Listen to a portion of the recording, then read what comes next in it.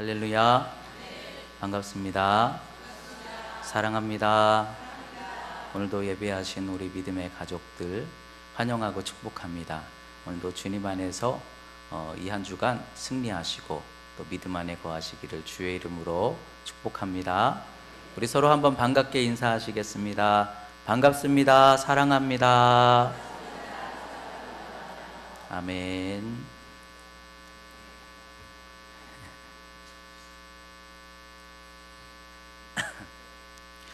오늘은 창세기 9번째 말씀으로 믿음의 흔적을 가졌는가 라는 제목으로 하나님의 말씀 나누도록 하겠습니다. 한 주간 동안 이 말씀을 묵상하면서 어떻게 이 말씀을 좀 더 쉽게 잘 전할 수 있을까 기도하고 묵상하는 중에 하나님께서 이야기 하나를 떠올려 주시더라고요. 우리 한국 교회사에 실때 있었던 이기풍 목사님이라는 분에 대한 이야기예요. 1865년에 이기풍 목사님은 평양에서 농부의 아들로 태어나셨어요. 근데 어려서부터 재주가 굉장히 많았대요. 그래서 글쓰기나 또는 그림 그리기나 또 붓글씨도 아주 잘 써서 장원급제도 하기도 하고 또 사서 오경도 12살에 뗄 만큼 아주 뛰어난 그런 사람이었는데, 근데 농부의 자녀이다 보니까 아무리 열심히 노력해도 출세할 수 있는 길이 한계가 있더라는 것이죠. 그래서 그걸로 인해서 좀 낙심하고 절망하게 되니까 점점점 이제는 성격 따라 술을 마시고 싸움을 하기 시작했어요. 그래서 그 당시에 평양에서 아주 알아두는 싸움꾼이 이기풍 목사님이었다고 합니다. 근데 또 싸움은 하면서도 의협심은 있어서 그래서 나중에는 19살에 동학 그 모임에 들어가게 되고 거기서 이제 정신적으로 영향을 받다 보니까 자연스럽게 열강, 서양, 외세 이런 어떤 반감을 갖게 돼서 그래서 서양인들에 대해서 이유를 알 수 없는 그런 이제 반감을 갖게 되었다는 것이죠. 그런데 어느 날 평양에서 한 번은 길을 가는데 서양인을 만난 거예요. 그때 당시에 마펫이라는 선교사님이 평양 그 거리에서 예수 그리스도를 전하고 있었어요. 노방전도를 하고 있는 중이었는데, 그런데 이제 지나가는 길에 그 모습을 딱 보고서 갑자기 마음속에서 울컥하고 분노가 올라온 거죠. 그래서 돌멩이를 하나 집어가지고 돌멩이를 던졌어요. 그 마펫 선교사님에게 돌멩이를 던졌어요. 근데 그 돌멩이가 날아가서 이 선교사님의 턱에 맞은 거예요. 막 피를 흘리면서 쓰러졌는데 턱뼈가 부서질 만큼 큰 그런 상처를 받게 되었다고 합니다. 근데 자기는 의기양양 그냥 자랑스럽게 생각하고 그렇게 잊혀지고 지나가게 되었던 것이죠. 그러다가 훗날에 청일전쟁이 일어나서 이제 피난길에 오르게 됩니다. 원산으로 피해서 살면서 그래도 전에는 고향 땅에서 나름대로 농사 지으며 살만했는데, 근데 이제 피난 생활을 하다 보니까 여러 가지 많이 궁핍한 부분들이 생기잖아요. 그런 과정 속에서 이제 이리저리 어렵게 생활을 하고 있는데, 그 당시에 원산에 또 선교하러 왔던 스왈른이라는 선교사님이 길거리를 지나가는 모습을 보게 된 거죠. 그러니까 마음이 이런저런 번민을 하고 있는 중에 선교사님이 또 지나가는 걸 봤는데, 근데 이번에는 글쎄 왠지 모를 죄책감이 들어오더라는 거예요. 예전에 자기가 돌멩이를 던져서 피 흘리게 했던 마펫 선교사가 생각이 나면서 이상하게 그날따라 마음이 무거워서 잠도 못 자고, 그리고 이제 두렵고 뭔가 죄책감에 사로잡혀 있는 그 밤에 예수에 대해서 알지도 못하고 아무것도 사실은 믿음에 대해서 하나님에 대해서 알지도 못하고 있는 그 이기풍이라는 사람에게 그날 밤 하나님이 찾아오신 거예요. 성령님이 임하신 거예요. 그래서 성령님이 임하셔가지고 그 마음속에 그렇게 음성을 듣게 하시더라는 거죠.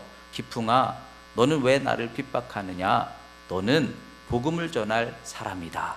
그런데 그 음성을 강력하게 듣고서 그날 밤 정말 하나님 앞에 회개하는 마음으로 자신의 죄를 뉘우치고, 그리고 이제 그 다음 날에 수알른 선교사님을 찾아가서 예수를 믿기로 작정을 하고 세례를 받고, 그리고 자기의 마음속에 늘 한 부분이 늘 죄책감으로 시달리게 만들었던 그 막패 선교사를 찾아가서 용서를 구하고, 그러면서 새로운 인생을 살게 되었다. 이것이 한국 교회사에 나오는 실제 이기풍이라는 목사님의 간증 같은 이야기입니다. 근데 제가 이 이야기를 먼저 드린 말씀은, 하나님이 정말 하나님을 알지 못하는 중에 이기풍이라는 사람을 먼저 찾아오셔서 그 마음속에 말씀하시고 회개하게 하시고 인생을 변화되게 하셨던 것처럼, 여러분, 하나님이 먼저 찾아오시더라는 거죠. 하나님이 우리를 먼저 찾아오셔서 구원하신다면 하나님이 그도 찾아가셔서 구원하실 것을 믿으시기 바랍니다. 오늘 읽으신 말씀의 내용이, 아브라함이 하갈을 통해서 이스마엘을 낳았어요. 그리고 나서 지금 13년이 지난 상황이에요. 근데 말씀을 쭉 보시면 그 13년 동안의 내용이 아무것도 없어요. 무슨 말일까요? 하나님과 아브라함이 13년간 단절되어 있는 것이죠. 왜 그랬겠어요? 늦은 나이에 이스마엘이라는 아들을 낳은 아브라함이 얼마나 기뻤겠어요. 그 아들 키우는 맛에 정신없이 살고 있지 않았겠어요. 하나님은 내가 너를 통하여 하늘에 속한 언약, 은혜를 열기 원한다, 이렇게 하나님 아브라함에게 말씀하시고 약속을 했는데, 그런데 아브라함은 이스마엘 태어난 거기에 마음이 너무 빼앗겨 가지고 13년 동안을 하나님께 예배를 했는지 기도는 했는지 전혀 알 수 없는 13년간의 공백 같은 시간을 보내고 있었다는 거죠. 근데 하나님께서 이 아브라함을 다시 쓰기 위하여, 하나님의 뜻을 이루시기 위하여, 아브라함아, 이제는 좀 나를 봐야 되지 않겠니? 그리고 아브라함을 꺾으신 게 아니라, 그러나 먼저 하나님이 져주시고 먼저 하나님이 다가오셔서 그 마음의 문을 두드려 주시니 아브라함이 다시 잊었던 하나님과의 언약을 생각하게 하시더라는 것이죠. 여러분, 우리는 이와 같은 은혜 속에 살아가고 있는 복된 성도들인 줄 믿습니다. 여러분, 우리가 먼저 하나님 믿으려고 선택한 것 같지만 잘 생각해 보면 하나님이 먼저 우리에게 죄인 되었을 때에, 우리가 하나님을 알지 못하였을 때에 먼저 찾아오셔서 마음의 문을 두드려 주신 것이죠. 하나님의 은혜로 우리가 서고 있었던 것이죠. 하나님이 사도 바울을 찾아갔듯이 하나님이 우리를 찾아오신 것이죠. 전에도 말씀드렸지만 유명한 성화가 있죠. 예수님이 문을 두드리는 그림이 있어요. 아주 유명한 그림이죠. 예수님이 문 밖에서 문을 두드리시죠. 근데 그 그림을 잘 보시면 뭔가 이상한 점이 하나가 있어요. 왜 뭔가 하고 잘 보면은 그 문이 문고리가 없어요. 밖에서 열 수 없는 문인 거죠. 문을 두드리시는데 그 문은 어디서 열 수 있어요? 안에서만 열 수 있어요. 오늘도 우리 주님께서 성령으로 여러분들을 찾아오셔서 마음의 문을 두드리고 계신 줄 믿습니다.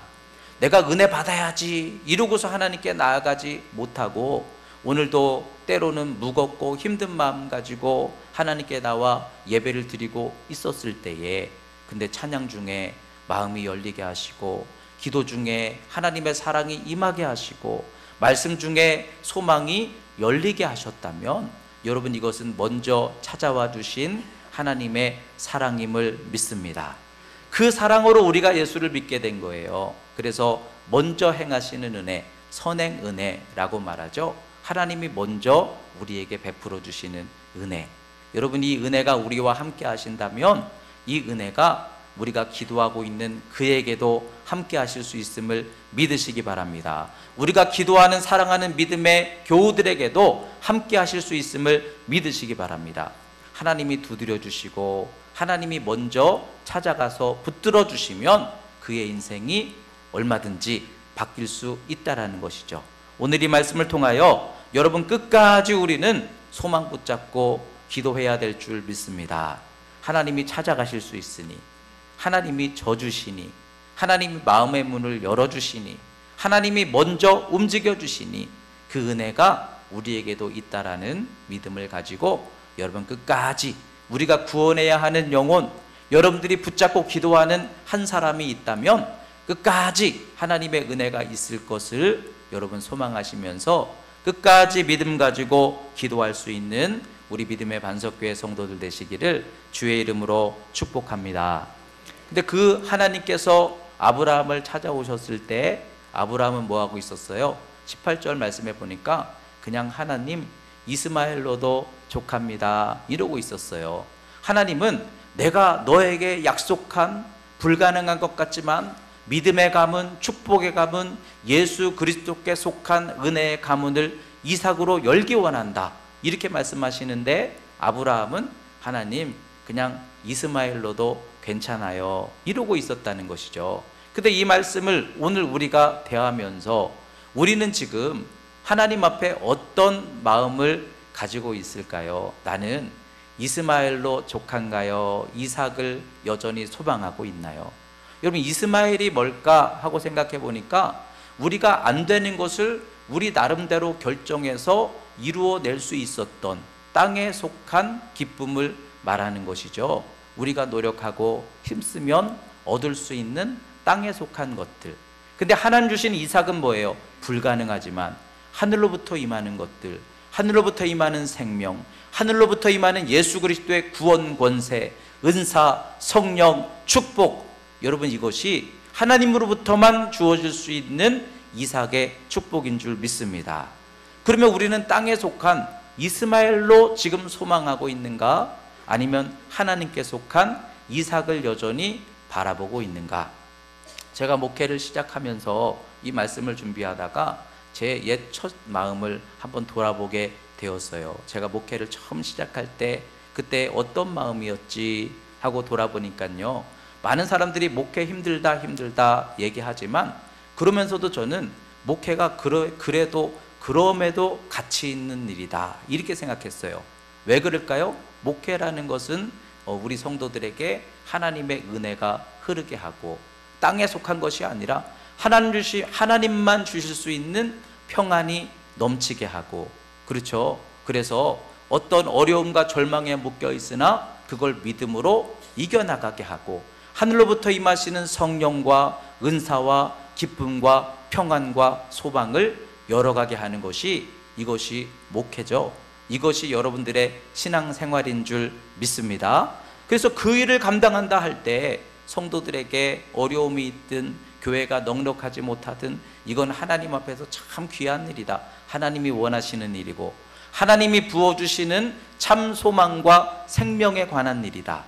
여러분 영혼에 속한 것들이죠. 천국을 소유하고 하나님이 우리에게 쌓아주시는 은혜와 하늘의 기쁨을 우리가 채워가는 것이죠. 이것은 영원한 축복을 위한 우리의 믿음의 발걸음인 것을 믿으시기 바랍니다. 그래서 저는 처음에 그렇게 마음을 갖고 힘들지만 목회는 귀한 거지, 우리 성도들을 일으켜 하나님 영광을 위해서 나아가게 하는 거 참 귀한 거지, 그러면서 목회를 시작했었는데 어느 순간부터요 목회의 기쁨이 점점점 새롭게 채워지기 시작하는 거예요. 교회에서 사택이 교회 안에 있었다가 어느 순간 아파트를 준비해서 이제 아파트 생활을 시작하게 되었어요. 그랬더니 그게 얼마나 기쁜지. 여러분 기쁜 일이죠?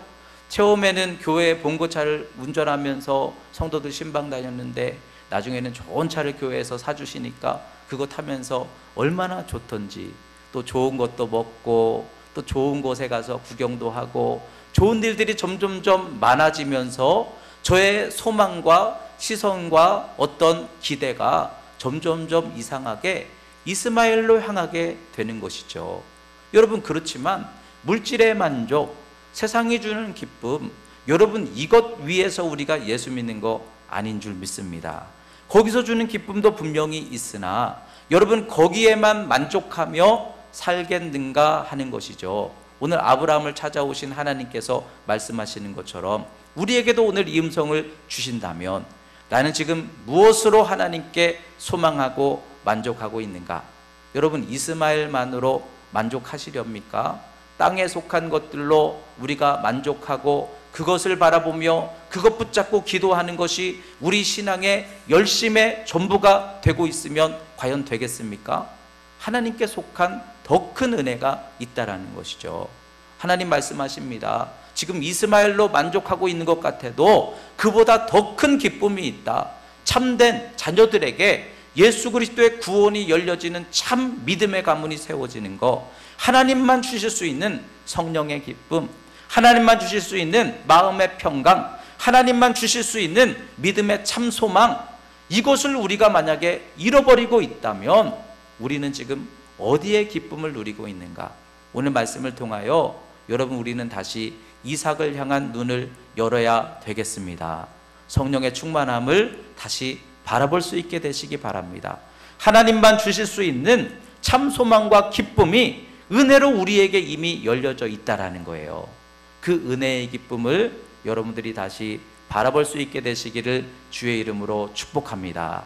하나님 말씀하시죠. 내 앞에서 행하여 완전하라. 그 말씀은 완전하라. 내가 이삭에 속한 기쁨을 누릴 수 있기 위하여 내 앞에서 행하여 먼저 완전하라. 근데 우리가 어떻게 하나님 앞에 완전할 수 있을까요? 근데 말씀을 찾아보니까 하나님께서 이는 완전한 자라 칭찬하신 인물이 있더라고요. 그가 누군가 보면 노아예요. 여러분, 노아가 완전한 인물이었어요? 그렇지 않아요. 근데 노아가 왜 완전한가 하고 보니까 첫째로는 하나님이 주신 사명을 120년 동안 산에서 방주로 순종하였기 때문에. 여러분, 우리가 사명 속에 살아갈 때 완전함을 얻게 될 줄 믿습니다. 또 한 가지는 노아가 하나님과 동행함으로 완전하였다, 이렇게 말씀하고 있어요. 여러분, 이스마엘의 기쁨이 없을지라도 우리는 하나님 주시는 이삭의 축복을 열어가기 위해서 우리가 붙들어야 하는 것은 하나님과 동행입니다. 하나님 안에서의 소망입니다. 하나님 주시는 축복이 참된 축복인 것을 우리가 생각할 수 있다면 오늘 말씀을 통하여 저와 여러분들이 다시 한번 이스마엘만 바라보던 우리의 눈을 들어서 하나님이 주실 참 생명과 구원을 향하여 여러분 새롭게 소망이 열려지게 되시기를 주님의 이름으로 축복합니다.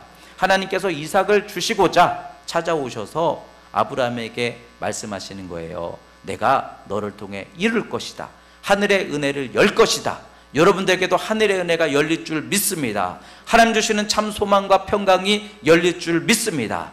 그러기 위해서 하나님 먼저 아브라함에게 뭐부터 말씀하시는가 하고 보니까 이름을 지어주시죠.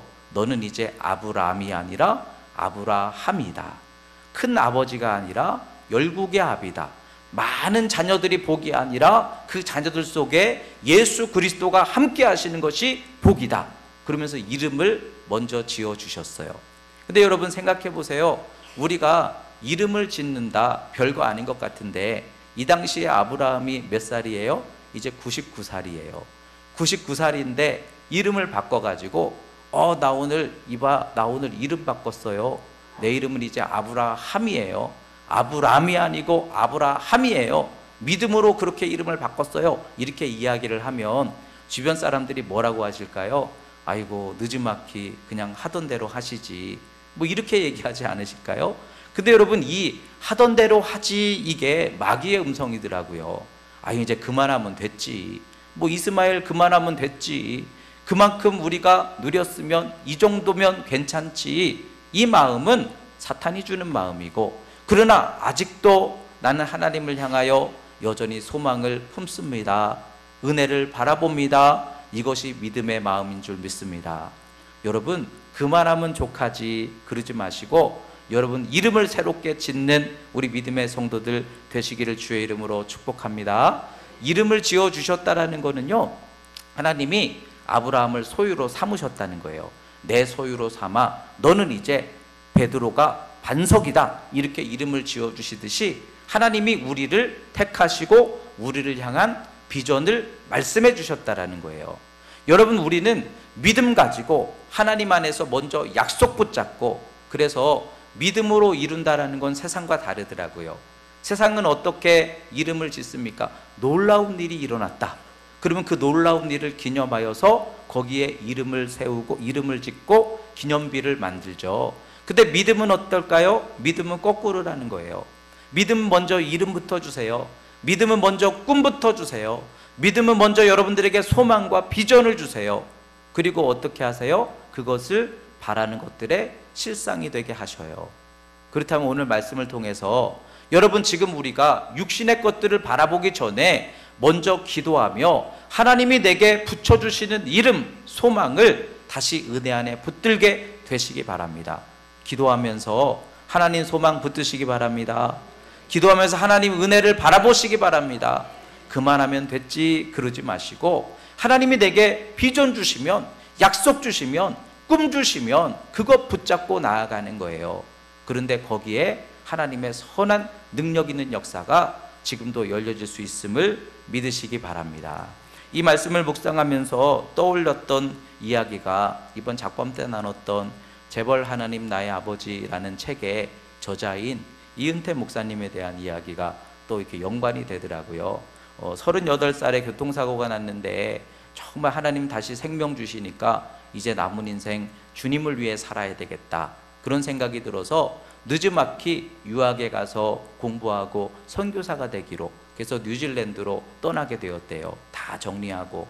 근데 뉴질랜드에 가서 막상 공부를 시작해 보니까 공부도 힘들고 앞으로의 미래도 불투명하고, 그렇다고 다 어렵고 힘들고, 그런 상황 속에서 하나님께 기도할 수밖에 없는데, 기도하는데 하나님이 어느 순간부터 마음속에 먼저 소망을 주시는 거예요. 내가 너를 쓸 것이다.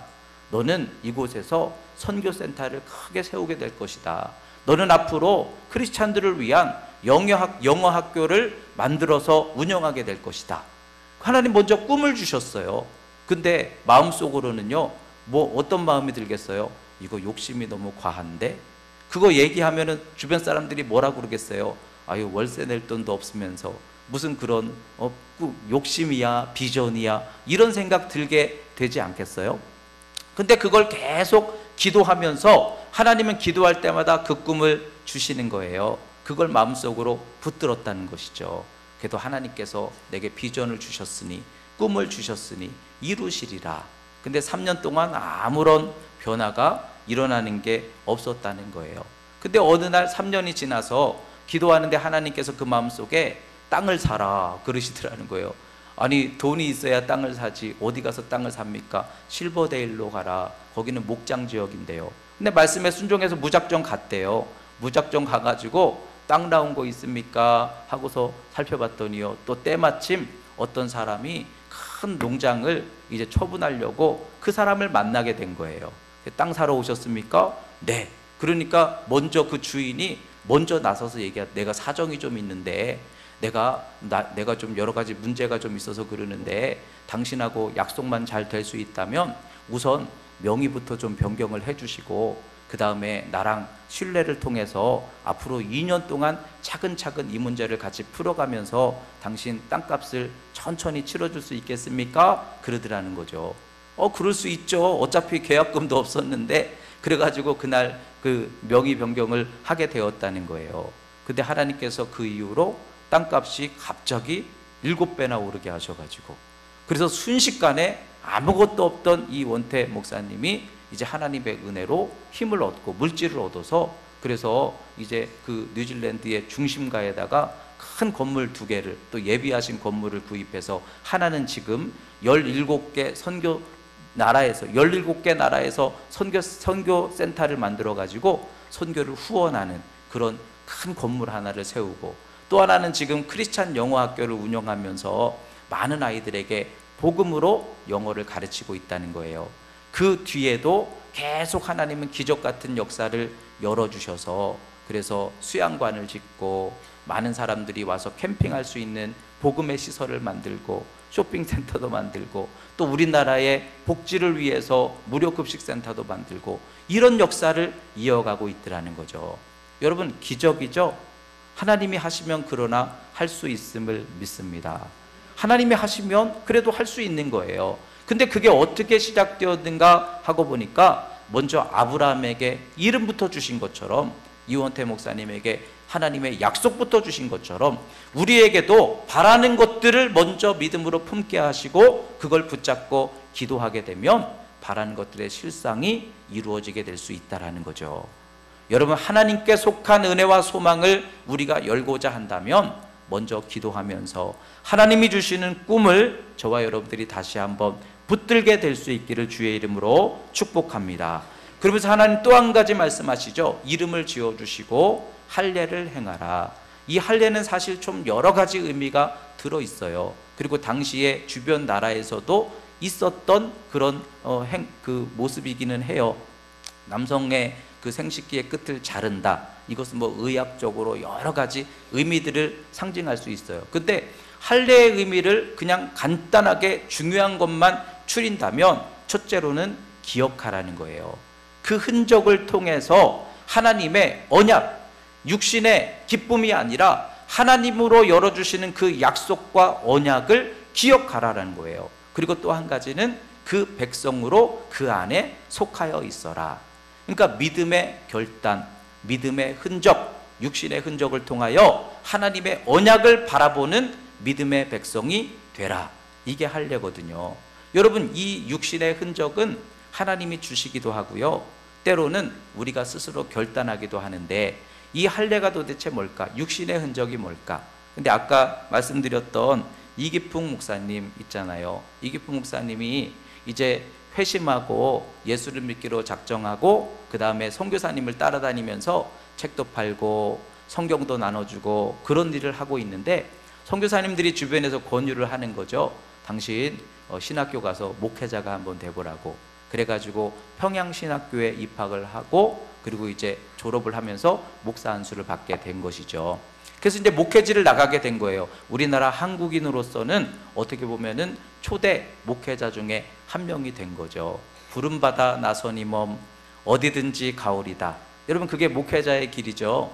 그래서 이제 임지를 파송을 하게 되는데 졸업하는 분들을 모아다 놓고 선교사님들이 이제 어디로 갑시다, 어디로 보냅니다, 이렇게 파송지를 결정을 하고 있었다는 거예요. 여러분, 그러면 보세요. 평양, 뭐 서울, 경기도, 뭐 호남, 어디로 가고 싶으세요? 그래도 부름받아 나서니면 어디든지 가오리다 생각하지만 어느 순간 내게 딸린 것도 많고 생각할 것도 많고 그래도 이왕이면 서울로 가고 싶지 않겠습니까? 근데 당시에 여러 임지 중에 뭐 평양, 뭐 어디, 근데 또 제주도, 여기가 있었다는 거예요. 당시에 제주도는 마치 유배지 같아서 교통도 어렵고 한번 들어가면 너무 고생스러운 곳이었죠. 근데 마페 선교사님이 이제 이렇게 임지를 쭉 놓고서 배분을 하는 거예요, 졸업생들에게. 그런데 제주도 아무도 가려고 하지 않는 거예요.